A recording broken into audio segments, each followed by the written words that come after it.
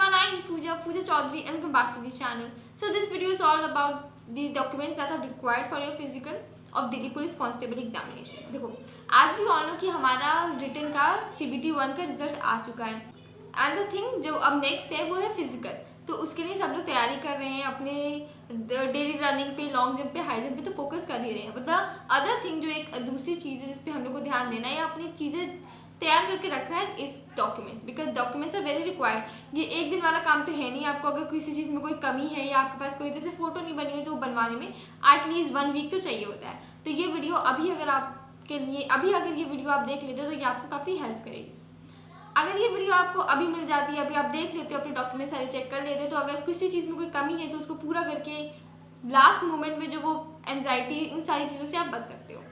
सो सबसे पहले इस वीडियो में हम बात करेंगे एक ऐसी डॉक्यूमेंट की जो सिर्फ मेल कैंडिडेट्स को रिक्वायर्ड होता है और सबसे पहले वही देखा जाता है and it is licence, driving licence. तो डीएल होना बहुत ज़रूरी है for the male candidates. Female का तो ऐसा कुछ नहीं है, लेकिन मेल कैंडिडेट्स में ड्राइविंग लाइसेंस होना सबसे ज़्यादा मस्ट है. अगर वो नहीं है या कुछ भी इशू है, जो भी है, डिजी लॉकर वगैरह है, मैंने सुना है, मैंने वीडियोस देखे तो उसमें बताया गया था जो डिजी लॉकर वाला होगा तो वो कहीं कहीं जगह कुछ स्टाफ होते हैं वही उसको केवल एक्सेप्ट करते हैं, बाकी लोग नहीं करते. तो जो भी एक ऑथेंटिक लाइसेंस हो वो लेकर के जाना.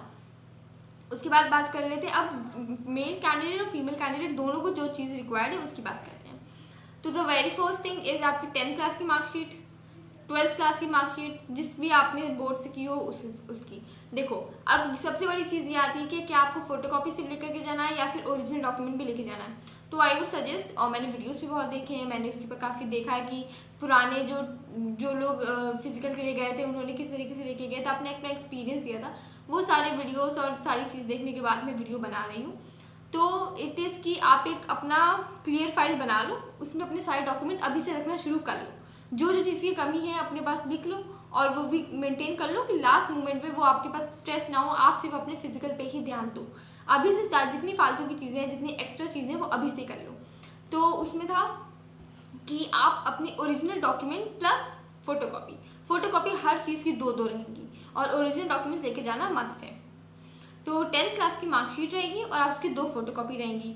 12th क्लास की मार्कशीट रहेगी, उसकी 2 फोटोकॉपीज रहेंगी. फिर उसके बाद आधार कार्ड तो हमेशा ही रहता है, आधार कार्ड और 2 फोटोकॉपीज रहेंगी. अब कुछ लोग पूछते हैं आधार कार्ड है नहीं तो पैन कार्ड होगा. तो जो आपके एग्जाम में यूज़ हुआ था वो कोई भी एक डॉक्यूमेंट के लिए होता है, डॉक्यूमेंट वेरिफिकेशन के लिए होता है. और अगर बात, वैसे पैन कार्ड सबको ज़रूरी होता है, लेकिन वो जब आप फिजिकल पार कर जाओगे, वो जब डीवी होता है तो उसके लिए हर किसी को पैन कार्ड ले जाना ज़रूरी होता है. तो जैसे मेरा भी बना नहीं है तो फिर वो बात की बात है. अभी मेरा भी बना नहीं है, मेरा अभी आधार कार्ड ही है, वही चलता है हर जगह. तो मैं अपना आधार कार्ड लेके ही जाऊँगी फिजिकल के लिए. एंड तो पैन कार्ड की बात नहीं है, पैन कार्ड है तो वो भी रख लो सेफ साउंड के लिए, लेकिन जिसका नहीं है तो वो चिंता मत करो, स्ट्रेस में मत हो, अपना आधार कार्ड लेकर के जाओ. तो मैं भी सिर्फ आधार कार्ड, उसकी 2 फोटोकॉपी से लेकर के जाऊँगी. फिर उसके बाद बात करेंगे कि फोटोग्राफ्स की. तो फिर पासपोर्ट साइज फोटोग्राफ्स होनी चाहिए मिनिमम 8 तक तो रख लो, और विद इन 6 मंथ्स में ही वो कैप्चर्ड हुई होनी चाहिए. जैसे मेरे पास मेरी फोटोग्राफ्स हैं वो लाइक 2 ईयर्स पुरानी है, 2 साल पहले की मेरी फोटोग्राफ्स है. तो फिर मैं अभी सोच रही हूँ कि कुछ दिन में बनवा लूँगी. तो मैं 8 फोटोज़ अपनी बनवा लूँगी अभी की पासपोर्ट साइज़, और वो रख लूँगी. और 1 मोर थिंग कि जो आपके आधार कार्ड में बचपन की फ़ोटो लगी है उसको अपडेट करा लेना. कि मेरी फ़ोटो भी बचपन की लगी हुई थी क्लास 2nd 3rd की, तो वो मैंने अपडेट करा करके अभी रिसेंटली की लगवा ली है. वैसे ही आप भी करवा लेना, ज़्यादा महंगा नहीं, 150 से 200 रुपये में. वो मेरा तो आधार कार्ड ही खो गया था, ऑब्वियसली मेरा खो गया था. तो उसके बाद मैंने जब दोबारा उसको निकलवाया, बनवाया, तो अपनी लेटेस्ट फ़ोटो मैंने उसमें लगवा दी थी.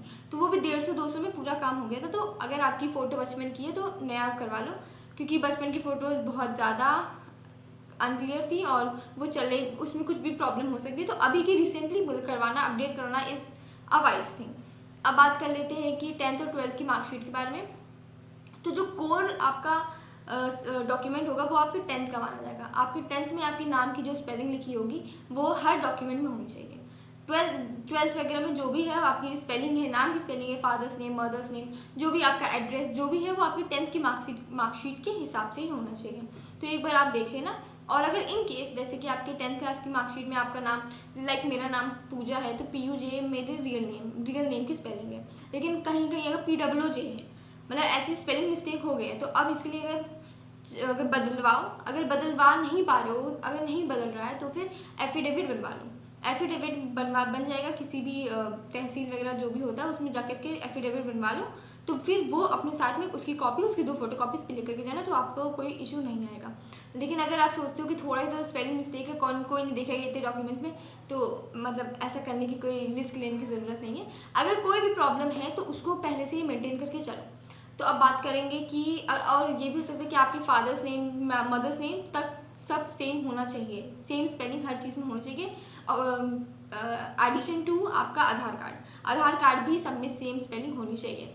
देन नेक्स्ट थिंग इज़ कि जैसे कि अगर आप ओबीसी से हो तो आपका जो कास्ट सर्टिफिकेट होता है वो 3 साल के अंदर ही होना चाहिए। लाइक 2025 की ये वैकेंसी है तो आपकी 23-22 के बाद का ही आपका कास्ट सर्टिफिकेट होना चाहिए, उसके पहले का नहीं होना चाहिए, क्योंकि ओबीसी वाला जो है 3 साल तक वैलिड रहता है। ईडब्ल्यूएस में अगर ऐसा ईडब्ल्यूएस का भी ऐसे ही, अगर इन लोगों का अगर आपके 3 साल के वैलिड वाला नहीं है तो फिर आपको ये लोग जनरल में डाल देंगे। अगर आपकी एज 25 ईयर से कम है तो, अगर आपकी एज 25 ईयर से कम है तो वो आपको जनरल में ही मानेंगे अगर आपके वो कास्ट सर्टिफिकेट में कोई भी इशू होगा। अगर आप एससी और एसटी कैटेगरी से हो तो आपका जो इसमें ये इशू रहता है कि स्टेट वाला कास्ट सर्टिफिकेट हो या फिर सेंट्रल वाला कास्ट सर्टिफिकेट हो, तो आई विल सजेस्ट कि वो सेंट्रल वाला कास्ट सर्टिफिकेट ज़्यादा बेटर रहेगा। क्योंकि अगर आपको याद हो कि जब फॉर्म फिलिंग भी हुई थी, अच्छा इसमें नहीं हुई थी, यूपी पुलिस में हुई थी, हाँ, तो इसमें तो आपका आई थिंक फॉर्म फिलिंग के टाइम पे आपका वो स्टेट वाला कास्ट सर्टिफिकेट यूज़ हो गया होगा। बट लेकिन इसमें कोई हम लोग रिस्क लेकर के बिल्कुल नहीं चलेंगे। जो भी एससी एसटी कैटेगरी वाले हैं तो वो लोग क्या करेंगे कि अगर आपका कास्ट सर्टिफिकेट स्टेट वाला है तो उसके साथ साथ आप एक सेंट्रल वाला कास्ट सर्टिफिकेट भी बनवा लो। देखो सेंट्रल वाला कास्ट सर्टिफिकेट बनने में ज़्यादा कोई बहुत टाइम नहीं लगेगा। आसपास के किसी भी साइबर कैफ़े में जिससे भी आप फ़ोटो वगैरह बनवाते हो उनके पास जा करके उनको बता दो, या फ़ोन करके जो भी है उनको बता दो कि आपको सेंट्रल का कास्ट सर्टिफिकेट चाहिए। अपनी डॉक्यूमेंट्स दे दो, अपनी जो भी वो मांगे, आधार कार्ड वगैरह मांगेंगे और आपकी थोड़ी सी इन्फॉर्मेशन वगैरह लेंगे, वो उनको सब कुछ दे दो। वो आपको विद इन, उनको कहते हैं जल्दी से जल्दी करना, 100-50 ज़्यादा लेंगे, उसके बाद वो आपको within like 1 week 2 weeks में वो आपको दे देंगे। तो अगर 1 वीक 2 वीक में बन रहा है तो बढ़िया है, लेकिन अगर नहीं बन रहा है तो अभी आपके बहुत टाइम है। अभी आपके पास लगभग 1 महीना है, 20-25 दिन से तो ज़्यादा है। तो इस बीच में अगर आपका स्टेट का कास्ट सर्टिफिकेट बना है तो सेंट्रल का कास्ट सर्टिफिकेट बन के आ जाएगा। लेकिन अगर आपको होश ही आएगा कि फिजिकल की डेट आने के बाद, तब शायद आपको इशू हो सकता है। तो आई वुड सजेस्ट कि अगर जिनका नहीं है तो वो बनवा लें एक चीज़। और अगर बात करें, और फिर अब आप पूछो द नेक्स्ट थिंग कि अब लेकर के कौन से वाला जाएंगे। अगर आप सेंट्रल का बनवा लेंगे तो अगर आपको स्टेट का बन नहीं रहा है, स्टेट का ही लेके जा रहे हो, तो ऐसा है कि मैंने कुछ वीडियोस देखे हैं जिसमें वो लोग कहते हैं कुछ स्टाफ अच्छे होते हैं जो स्टेट वाले को भी कंसीडर कर लेते हैं, लेकिन कुछ लोग होते हैं जो स्टेट वाले को कंसीडर नहीं करते हैं। तो यार देखो, इतना एग्जाम निकाल करके, फिजिकल निकाल करके, इतनी मेहनत से वहाँ तक पहुँचे हो, और मतलब डीवी वगैरह, मतलब फिजिकल के पहले अगर देखा जाए, फिजिकल के बाद जो भी हो, उसमें कोई इशू है, डॉक्यूमेंट्स की वजह से इशू है, तो that is not a thing.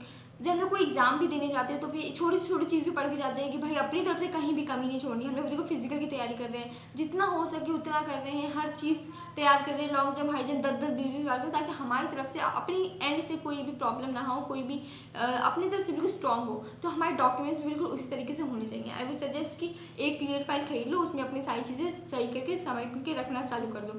तो मैंने तो मेरे अपने रियल डॉक्यूमेंट्स जो भी हैं, ओरिजिनल डॉक्यूमेंट्स वो रखना स्टार्ट कर दिया, उसकी फोटो कॉपी करा कर भी रखना है। और पासपोर्ट साइज से मैंने बता दिया 8 तक लेके जाना है, क्योंकि देखो वेस्ट तो होएगी नहीं, क्योंकि अगर क्या बिल्कुल आपकी मेहनत अच्छी होगी तो फिर विद गॉड ग्रेस आप फिजिकल भी पार कर जाओगे, फिर आपके डीवी में वो सब यूज़ होने वाला है।